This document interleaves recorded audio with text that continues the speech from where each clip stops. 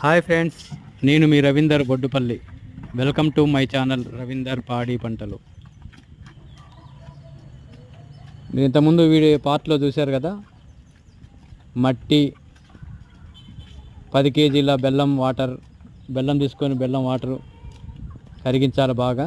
తర్వాత శనగపిండి 10 కేజీల శనగపిండి, 30 లీటర్ల గోమూత్రం, తర్వాత పుల్లటి ఆవు మజ్జిగ, వీటన్నిటి ఆ పేడలో చల్లడం జరిగింది. వాటర్ కూడా మొత్తం చల్లాము. చల్లిన తర్వాత ఇప్పుడు కలిసేలాగా మొత్తం తొక్కుతున్నాం. చూడండి, మట్టిని తొక్కినట్టు ఎలా అంతా మొత్తం కలిసేలాగా బాగా తొక్కామన్నమాట. చూడండి ఎలా తొక్కుతున్నాము. మామూలుగా అయితే పార తీసుకొని కలపవచ్చు, కానీ ఇలా తొక్కితే బాగుంటుందని తొక్కేసాము.